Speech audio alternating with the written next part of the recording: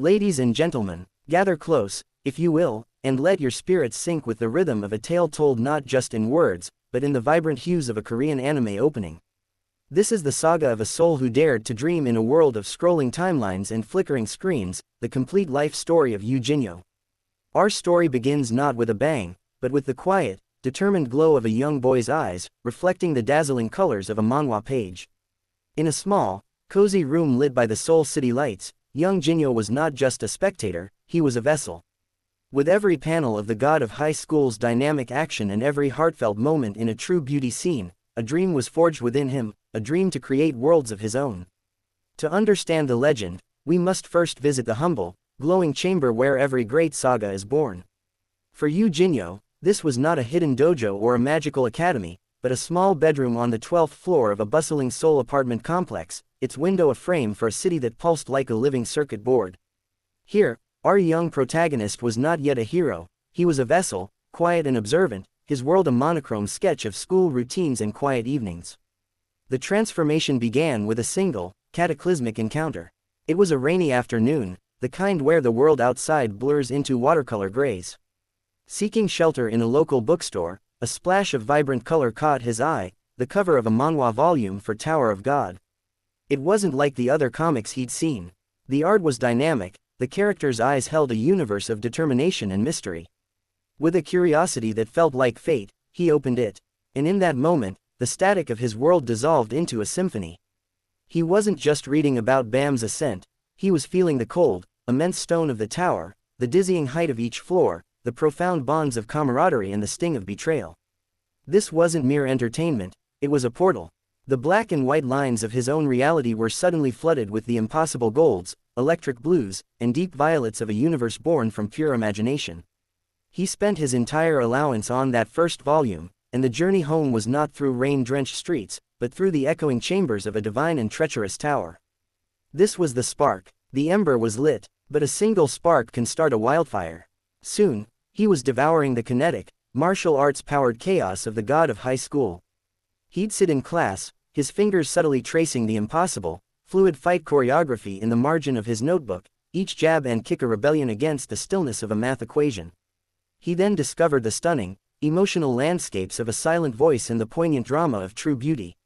He saw that these worlds weren't just about epic battles, they were about the epic battles within, the struggle for acceptance, the pain of insecurity, the quiet, earth-shattering power of a single kind word. He learned that a character's terror could hold more power than an energy blast. His room became his sanctuary, his command center. The glow of his computer screen was his personal sun, illuminating posters of his favorite characters who became his silent mentors and comrades. He wasn't just consuming stories, he was conducting reconnaissance. He studied the way a cliffhanger was constructed in solo leveling, feeling the same primal urge to level up that Sung Jin-woo did. He saw how a creator like the one behind Lookism could weave complex social commentary into a gripping narrative. The dream was no longer a vague, "I like cartoons." It crystallized into a burning, undeniable purpose: I will build my own towers. I will craft my own dungeons. I will give someone else the same feeling this gives me. This was the origin of Yoo Jinho, the creator. He was not chosen by a system, nor was he the secret heir to a powerful clan. His power was not gifted, it was cultivated. It was the power of a heart that had been touched by magic and refused to let that magic end. The small, flickering ember of passion now had a name, a face, and a destination. The journey of 1,000 chapters was about to begin with a single, determined line drawn on a blank page. The spark had become a flame. If the first act of an anime is the call to adventure, then the second is the brutal, unrelenting training arc. This is where dreams are stress-tested, and passion is forged in fire. For Yoo Jinho, the spark of inspiration was now met with the gale force winds of reality. His journey was not a montage set to an upbeat soundtrack. It was a slow, grueling climb, a step-by-step ascent up what he came to call his Tower of Rejection. Each floor of this metaphysical tower was a trial. The first floor was the Art Academy, where his rough, energetic style, full of the dynamic motion he loved from the breaker, was deemed unpolished and too derivative by instructors who valued classical perfection. He watched peers with cleaner lines and more technically accurate anatomy advance, while he was told to go back to fundamentals. It was a blow to his spirit, a critical hit that made him question the very style he had cultivated from his idols. The next floor was the gauntlet of submissions to Webtoon portals and publishing houses. Each email sent was a message in a bottle, thrown into a digital ocean. And the ocean, it seemed, was silent. The rejections that did come were not dramatic, villainous proclamations. They were sterile, automated, or politely devastating. Does not meet our current needs, the market is saturated with this genre, we wish you the best in your future endeavors. Each one was a small chip away at his resolve. He'd look at the vibrant, successful webtoons on his phone, the instant hits and viral sensations, and wonder, what do they have that I don't? What is the secret ingredient I'm missing? This led him to the most treacherous floor of the tower, the inner chamber of self-doubt. This was the domain of his own inner shadow, a voice that grew louder with every rejection. Maybe they're right, maybe you're just not good enough. Maybe this dream is just a fantasy for someone like you. Your parents are right, you should focus on a real career. These were not mere thoughts, they were psychic attacks that sapped his energy and left him staring at a blank digital canvas for hours, the cursor blinking in mockery of his creative paralysis. Simultaneously, he was trapped in the forge of endless deadlines. To survive financially, he took on grueling assistant work for established creators. This was the reality behind the glamour, rendering endless background crowds, painstakingly cleaning up line art, and coloring panels for hours on end until his vision blurred and his wrist ached. The work was menial, the pay was low, and the deadlines were brutal. He was living in the engine room of the very ship he dreamed of commanding, covered in the grime and sweat of creation but never seeing the horizon. He'd collapse at his desk at 4 a.m., the city outside finally quiet, only to be jolted awake a few hours later by the alarm signaling another day of the same grind. His social life withered. Friends' invitations to dinners and movies became notifications he swiped away with a sigh. He was like a cultivator in a Murim world, undergoing secluded training, but without the guarantee of a powerful breakthrough. The world of his dreams, once so vibrant, began to feel like a gilded cage. The passion that was his flame was now a fire threatening to consume him, fueled by his own exhaustion and frustration. This was the crucible. This was the point where most aspiring heroes give up, their dreams becoming bittersweet memories of what could have been. For Yoo Jinho, shivering in the cold forge, staring up at the impossibly high tower, the question was no longer about how to succeed, but a much more fundamental one: did he have the strength to take just one more step? No hero, no matter how determined, can ascend the tower alone. The path of the solo creator is a myth, a lonely road that often leads to a dead end. Yoo Jinho's salvation, the turning point in his grueling training arc, was not a sudden power-up, but the arrival of his crew, his Nakama. It began not with a grand meeting, but in the digital trenches. Exhausted and demoralized, he began frequenting a small, niche online forum for aspiring Korean anime creators, a place they called the Digital Dojo.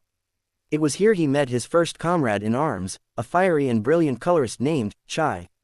She saw the raw, untamed potential in Jinho's storyboards, a dynamism that others missed. "Your composition has soul," she messaged him one late night. "But your color theory is a disaster. It's like a warrior with a legendary sword who doesn't know how to hold it." Instead of a critique, it was an offer.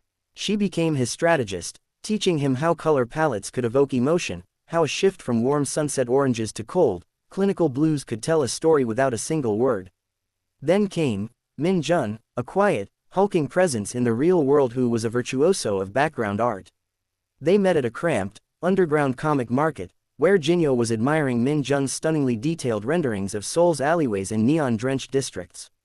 Min Jun, a man of few words, simply grunted, "You move characters. I make worlds for them to live in." He became the architect of Jinho's vision, grounding his fantastical stories in a world that felt breathable, beautifully real. He was the steady rock against which Jinho's turbulent creative waves could crash without causing destruction. And there was Hana, a rival. A fiercely talented creator whose own webtoon was gaining rapid traction. She was everything Jinho was not: confident, successful, and brutally honest. She would critique his work with the precision of a surgeon, pointing out lazy plot contrivances and underdeveloped characters. "Is that the best you can do, Yoo Jinho?" She would challenge him, her words a whetstone sharpening his own skills. She was his benchmark, a living, breathing goalpost that pushed him to be better, faster, and more innovative. She was the Vegeta to his Goku, the one who refused to let him settle for mediocrity. Together, They were no longer isolated dreamers. They were a party, each with their own unique class and skill set. Late nights in a PC bang, fueled by cheap coffee and fried chicken, became their war room.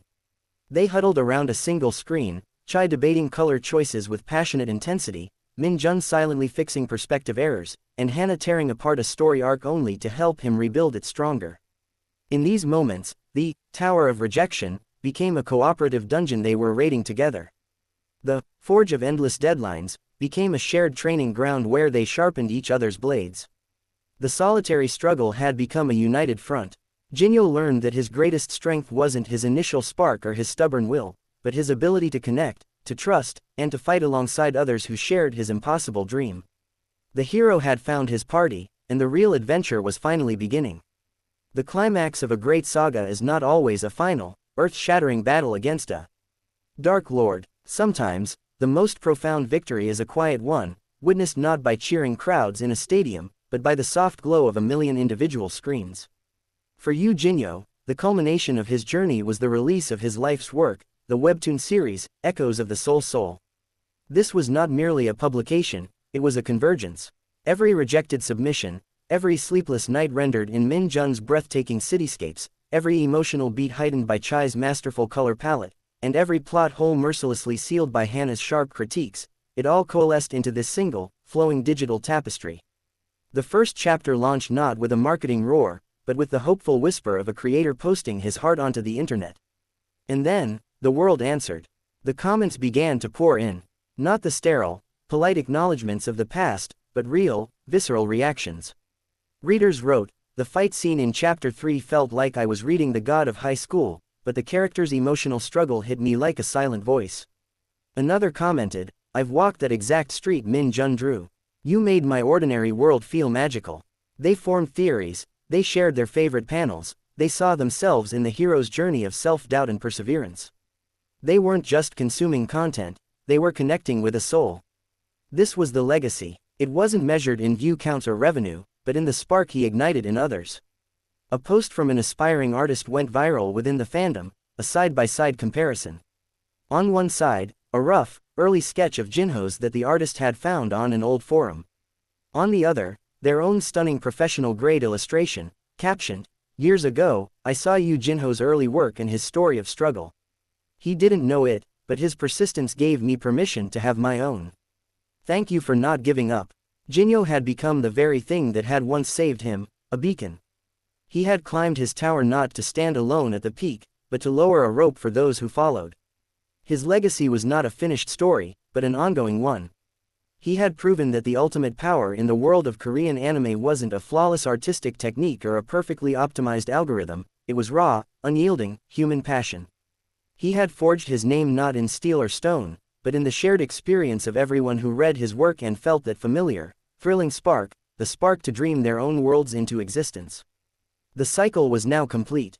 The student had become the master, and the flame, once a fragile ember, was now a torch passed forward into the night.